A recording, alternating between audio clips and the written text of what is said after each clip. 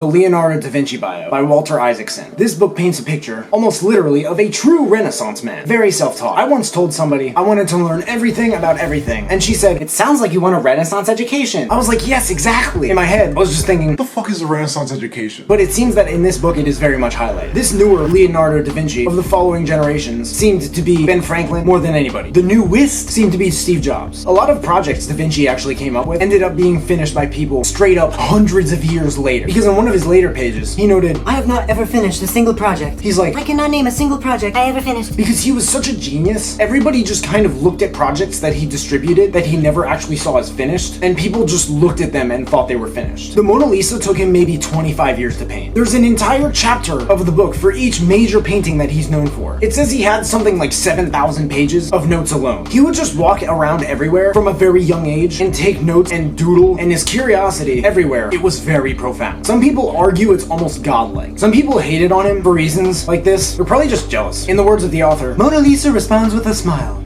He would wonder about shit that nobody else would. Like, how long is the tongue of a woodpecker? What are the similarities between the lengths and the widths of each individual human body part? Why is this guy actually blue? Da Vinci had a belief, an almost spiritual one which may have contributed to the author's assessment of a Steve Jobs comparison, that man himself, I agree with this, is a microcosmic reflection of the planet upon which he lives. The rivers are his blood vessels, the trees are his bones, the people and animals are the cells and bacteria. There were so many areas of interest for him that would overlap into each other. They just spill right into each other in ways that nobody could really mimic. Like, his studies of actual motion were almost inhumanly precise. They were so precise, in fact, that he would replicate them and their understandings onto his paintings. And because of the overlap between science and art throughout this glorious shift from interest to interest, there was no optical illusions or anything. It was all nothing but authentic.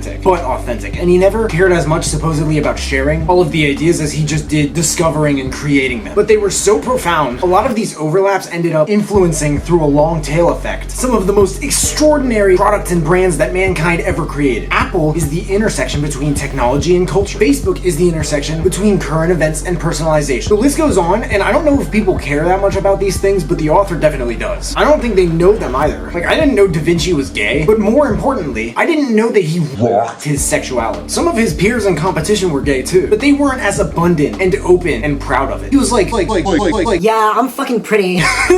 Like, so what? Dicks are pretty cool. He actually treated the frowning upon just the idea of dicks as a joke. Like, he drew so many dicks in his notebook, like walking around with clothes on and like poking people and stuff in public without their permission. There were apparently some questionable things in that notebook, but the most innovative people in the history of the world, I would argue, are not meant to be anything other than questionable, at least sometimes. This is the Leonardo da Vinci bio by Walter Isaacson. There's a link in the description if you guys want to check it out.